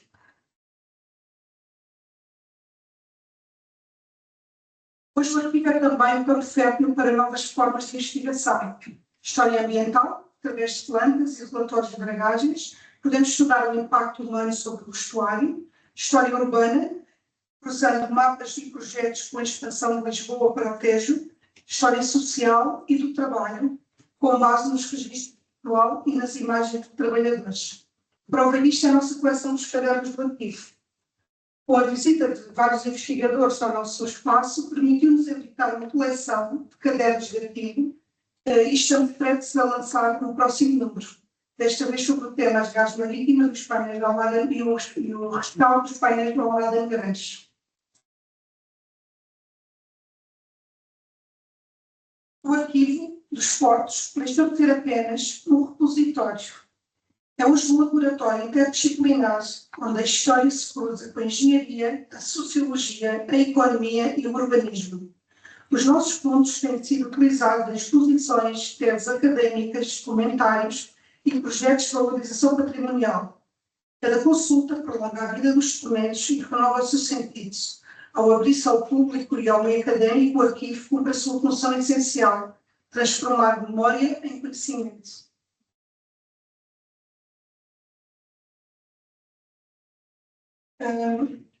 Concluindo, o Porto de Lisboa é, em muitos sentidos, um espelho do país, do seu comércio, das suas políticas e das suas leis. Nos documentos do arquivo encontramos não apenas a história de uma instituição, mas a história viva de uma cidade e do seu rio. Preservar essa memória é para nós um ato de cidadania. Nos últimos anos, temos vindo a investir na digitalização e disponibilização online no nosso acervo através do catálogo digital do Arquivo dos Portos de Lisboa, Setúbal e Sintra. Possuímos uma imagem. Este catálogo permite o acesso remoto a milhares de registros, plantas, relatórios e fotografias, abrindo novas possibilidades de investigação e valorização do património documental portuário. O nosso arquivo conclui, então, que o nosso arquivo cumpre a sua missão essencial: preservar o passado, servir o presente e inspirar o futuro.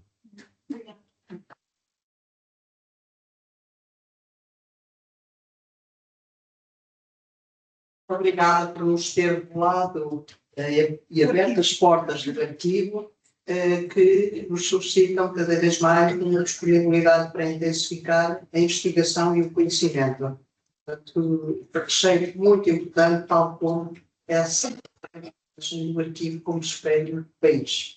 Penso que, senhores presidentes, podemos abrir um pequeno espaço para comentário e debates, começando exatamente pelos responsáveis por este colóquio, pelos presidentes das instituições e do público, quem quer fazer algumas questões e observações. Senhor Santos. Obrigado, Sra. Professora. Queria manifestar o meu agradecimento e aos parabéns pela excelência de todas as intervenções. Agradeço. Foram muito elucidativas, digamos, de vários aspectos em redor do Porto, que, enfim, para mim, isso foi muito desconhecido. Só dar aqui uma nota que não foi por acaso, coincidência. Todas estas gravuras nesta sala têm a ver também com Lisboa e a sua frente marítimo, professorina, e foram adquiridas pelo engenheiro Cassis num leilão. Um leilão, mas em boa altura, digamos, comprar para alcançar estes pontos que temos aqui. Não tinha assim nenhuma, digamos, tinha muitas questões, mas, enfim, um período particularmente animado, eu percebi, obviamente, houve vários períodos animados aqui na frente de Ribeirinha, Porto, a cidade portuária, sua história, mas obviamente interligam-se aqui as questões económicas, as questões culturais e as questões também políticas, porque aqui referi do século XIX em particular, com as invasões francesas, com o período anterior às invasões francesas, posterior às invasões francesas, tudo isso é um período também em que se começam a fazer as obras dos aterros, digamos, para a limitação hoje que é a Viagaria de Lisboa, que é muito diferente do que era antes, já é uma linha que passa a regular cerca de 19 km, que é o período, digamos, da cidade de Lisboa, na sua frente historina, e que, obviamente, não foi aqui aflorado, mas, enfim, nesse não é hoje o momento de pensar, enfim, temos sempre de equacionar o que vai ser o futuro do Porto. Não é? Porque os desafios hoje da concorrência, hoje o comércio, enfim, é muito mais globalizado do que era antes. Os meios de transporte também, enfim, fazem concorrência ao transporte de mercadorias também, por via aérea, por via rodoviária, via ferroviária também. Hoje estão mais presentes, digamos, na oferta de transporte que não existia no passado. Portanto, uma coisa é certa, enfim, o transporte marítimo vai continuar a crescer. Há um crescimento por todo lado, obviamente, o centro da atividade comercial começa a se deslocar mais para o Oriente, para o Médio Oriente e para o Oriente, e também do lado do Pacífico, da costa oeste dos Estados Unidos, digamos, para o outro lado. Se bem que, enfim, aqui também no Atlântico, obviamente vai permanecer uma grande atividade, digamos, de transporte marítimo. Não é, digamos, independente disso, digamos, todas as preocupações, digamos, do direito do mar, do direito do transporte marítimo, digamos, nas zonas fora, dos limites, digamos, da intervenção de cada país.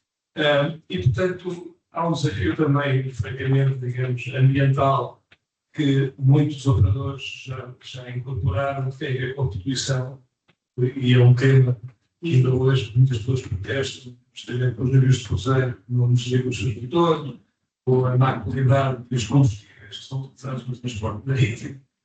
Há essas questões ambientais, há as questões do turismo também, obviamente com uma grande pressão sobre os portos, e a atividade comercial, em que em Portugal temos 5 grandes portos, tipicamente 5 grandes portos, em que Lisboa tem a sua especificidade própria, tal como Porcinos, como Caixões, Porto Aveiro, Porto Setúbal, que são, enfim, de alguma forma complementares, e alguns deles ainda vivem também, curiosamente, sobre alguma insuficiência de acessibilidades do lado de terra, que também é unido depois com problemas de urbanismo, problemas de expansão urbana, e, portanto, é aquela primeira expressão da primeira intervenção do professor Alberto Costa, que era o dobradiça. A dobradiça mantém-se viva, com dificuldades por vezes de lubrificação, mas não deixa de ser uma dobradiça muito importante. E, portanto, tal como a professora Maria Calado e eu próprio na Câmara de Lisboa, vivemos muito estas posições de alguns extremistas, de umas pessoas completamente a favor de que tudo devia ser Porto, outras posições que nada devia ser Porto, e, portanto, há essas posições de alguns extremistas sobre as cidades. Eu pessoalmente acho que falta uma componente aqui de complementaridade com a cabotagem marítima, externa e interna, para a navegabilidade do Rio Tejo. É um tema que se fala há muito tempo.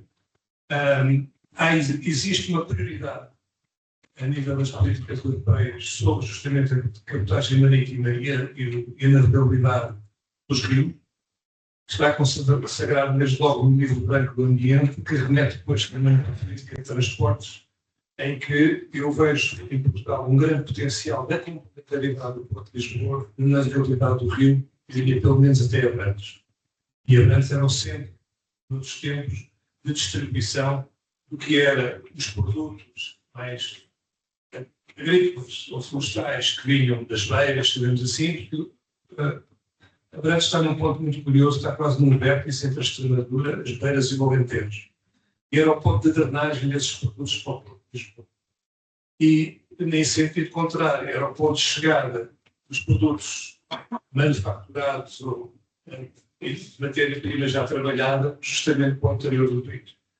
Eu, daquilo que me apercebo, e compatibilizando com outras expectativas, como o desenvolvimento agrícola do Vale do Tejo, e especialmente o desenvolvimento do interior em termos económicos, eu veria também essa possibilidade de oportunidade do Porto de Lisboa, que já vai levar também ali até às plataformas logísticas deste dinheiro do Tejo, mas deveria levar também até um Porto interior que seria complementar e valorizar ainda mais. Obrigada, Sr. Presidente. Faça favor. Eu só queria fazer duas questões. Uma, eu acho que há aqui uma questão que devia, ou que poderia ser aflorado, que é a escolha do Porto de Lisboa para a concentração agressiva da Armada. Acho que prova muita coisa sobre essa questão. Outra coisa que acho que era interessante, já que tratámos também no passado, era tentar ver um bocadinho para a frente e ver o que é que o transporte marítimo pode dar a Lisboa a partir de... Obrigada. Sim, ali uma questão, faça Uma nota favor. breve. Gostei imenso desta intervenção. Gostava só de referir uma coisa importantíssima que não foi referida, que foi em 94, mandados de guarda das redes Soares, no governo do professor Cavaco Silva, resolveu devolver uma faixa enormíssima da Autoridade de Lisboa às agentes de Lisboa, que foi das melhores decisões que foram feitas. Eu conheci pessoalmente, fui lá, cheguei do outro ponto, e acho que é um tributo que deve ser feito, porque é a vertente do lazer, a gente quando passa ali vê a quantidade de pessoas desculpa, é só isso. Obrigada. Há mais uma questão. Sim, duas questões aqui.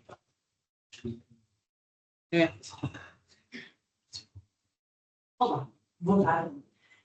Antes de mais, gostaria muito de agradecer a intervenção de todos os convidados, árbitros, respeito fundamental luxo e cuidado de conhecimento científico. Eu trabalho há mais de 10 anos em educação cultural, já passei por vários museus independentes da cidade de Lisboa, e até há muito pouco tempo trabalhei com os descobrimentos. E, portanto, a oportunidade de ler várias coisas dos descobrimentos ao nível económico particular, que se tornou especial a vezes. E, de facto, lendo a história de Lisboa, que é um tema que me atrai muito, a minha pergunta, que dirijo a quem quiser responder atualmente, seria o que esperar no século XXI de Lisboa enquanto cidade que na sua história sempre foi um centro nevrálgico com nível de comunicações e transportes. O professor referiu os cruzeiros, referiu também os aviões. Não vibrei o tempo suficiente para ver o que podemos esperar, mas gostaria de perguntar o que se pode esperar na cidade de Lisboa. Obrigada. Está bem aqui. Sim. Está aí. Boa tarde. Eu não sei muito bem como é por esta questão, mas há algo que não se falou e que eu acho que deve ser muito interessante, que é como é que as pessoas de Lisboa lidaram ao longo dos tempos com as pessoas que chegavam de barco ao Porto. Como é que estas pessoas eram tratadas? Como é que os lisboetas evoluíram em contacto com quem vinha de fora? Como é que eles eram recebidos? Estas pessoas ficavam nos barcos, interagiam com as pessoas da cidade, as pessoas da cidade estavam de costas voltadas ou recebiam-nos, ou eram bem recebidos.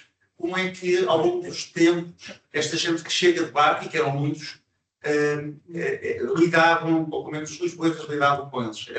Era algo que eu gostaria de ter olhado. Muito obrigada. Acho que há mais uma questão, não? Ali atrás? Não? Aqui.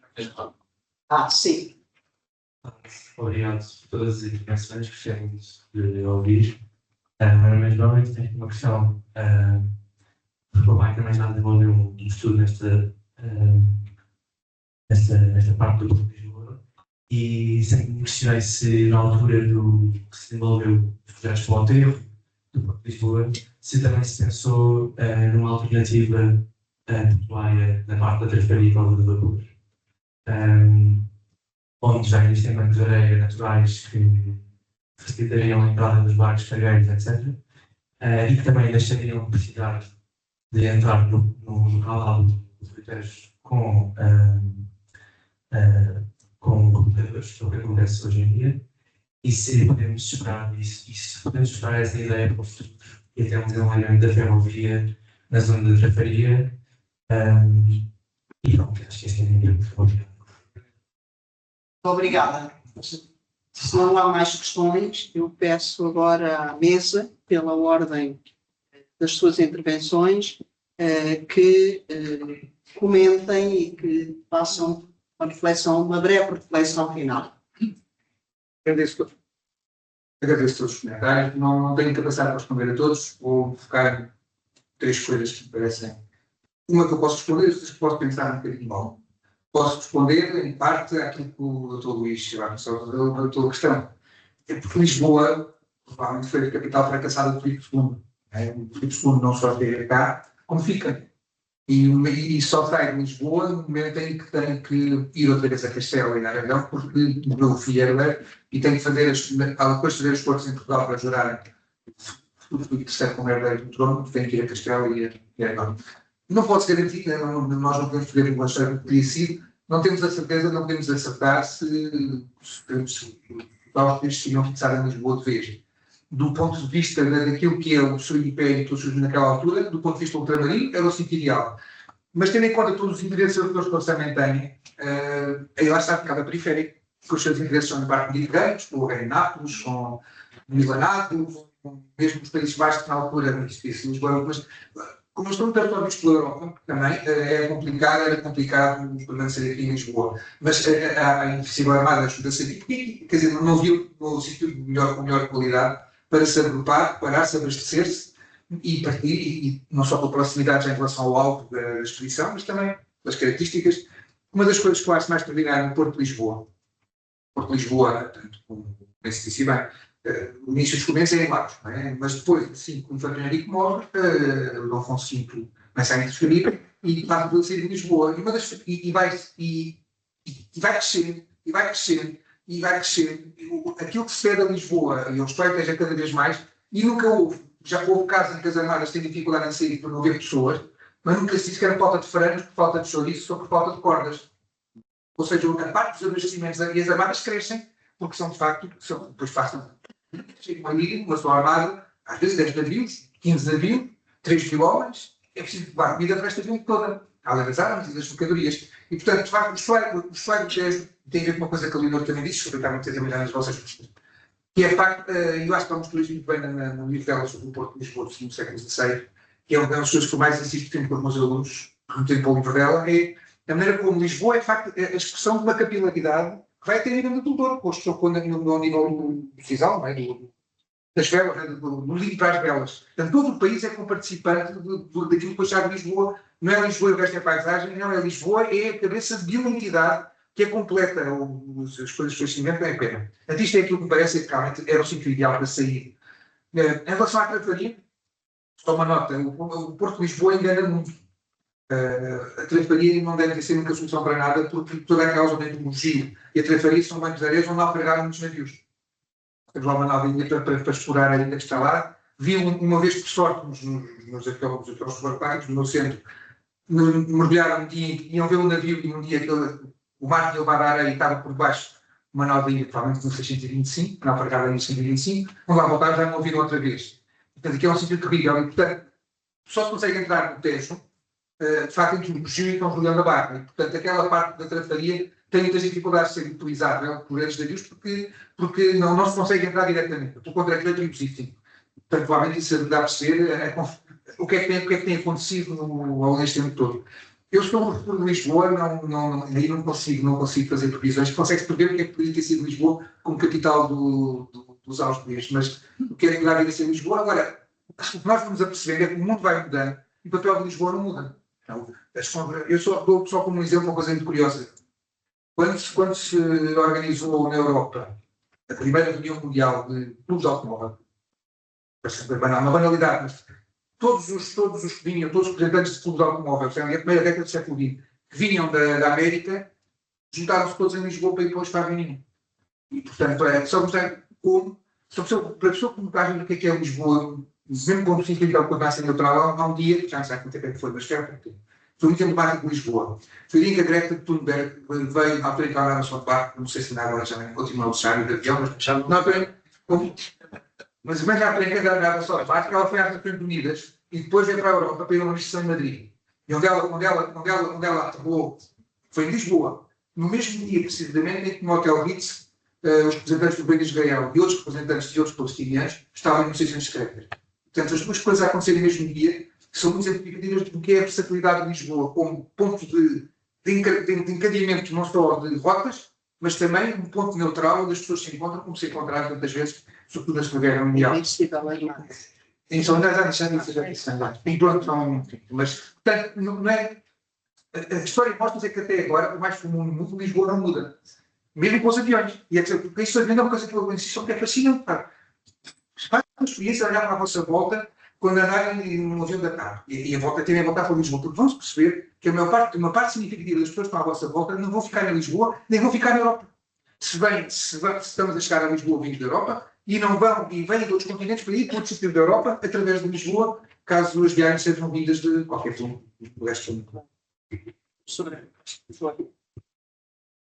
Eu agradeço imenso todas as observações, aprendi com as vossas observações, seguramente. Eu não sei se tem grande coisa para acrescentar, porque, na verdade, na Invencível Armada, aquilo que se tem, ou me lembro, é que, de facto, Portugal terá contribuído com mais de 1/3 para a capacidade daquela armada. Mas a parte da reunião das duas armadas, da que vem do lado de Castela e a nossa, não me lembro onde é que foi. Foi aqui em Lisboa.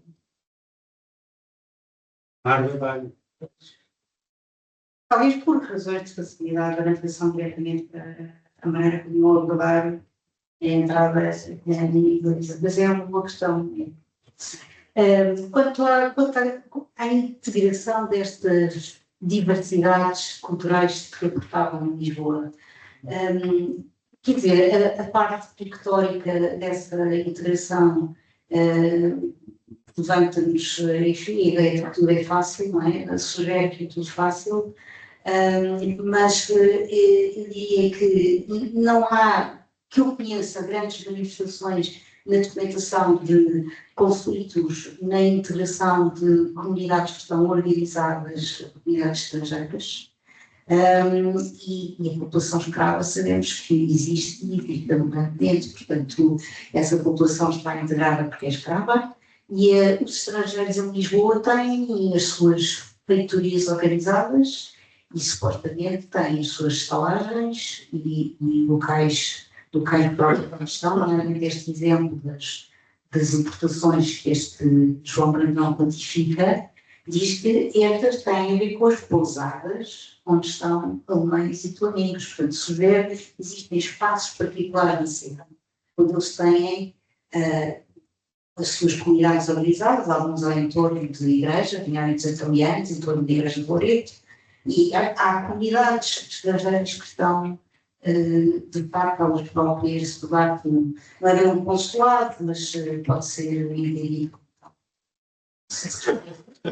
conflitos. Não tenho ideia de ver grandes revistas, provavelmente as crónicas, procurando com esse intuito encontra-se. Sempre voltamos com outra pergunta, está lá. Obrigada. Bom, eu também não tenho muito a acrescentar. Diria que em relação à Invencível Armada chamava a atenção para um ponto que nós normalmente, a dinastia dos Ordens em Portugal, passou a história como os Filipes, porque por coincidência tinham todos o mesmo nome latismo, no Filipe III e Filipe IV, ou se quisermos, não Filipe I, não Filipe II, não Filipe III, e portanto chamamos como os Filipes, não os distinguimos, e eles foram bastante diferentes. A relação de Filipe II com Portugal, e eu estou aqui a usar a versão espanhola, porque eles são conhecidos na história internacional, a relação de Filipe II com Portugal foi muito diferente do seu filho Filipe III e do seu filho e do seu neto Filipe IV. E Filipe II, de facto, dava importância ao reino de Portugal, e já parece uma centralidade também a Lisboa, onde como já foi referido pelo professor Oliveira Costa, recebiu, e portanto faria sentido que uma armada que depois partiria para o Atlântico Norte saísse de Lisboa. Não pensar sobre tudo isso e a visão que Filipe II tinha do rei de Portugal como uma parte integrante da coroa de Espanha. Em relação à questão da chegada de estrangeiros ou de migrantes, eu também parece que, sobretudo, chegaram de bens e Lisboa foi um porto comercial. Ou seja, a chegada de população estrangeira, além da questão dos escravos, sobretudo os escravos, a partir do século XVII, dirigem-se mais para o Brasil, muito mais para o Brasil do que para Lisboa. A população estrangeira era pontual e vinha especificamente com objetivos de se estabelecer para comerciar. Tinham os seus locais de culto, os seus locais de socialização e não havia grande conflitualidade com a população portuguesa, pelo menos que eu tenho conhecimento, mas isto também é uma época histórica em que eu não sou especialista. Em relação à questão do futuro de Lisboa, e também uma ideia que eu fui pensando quando estava a falar desse futuro de Lisboa, é interessante que Lisboa, tirando o caso de Atenas, portanto o Porto de Pireu, será a única capital política com um grande porto, não é?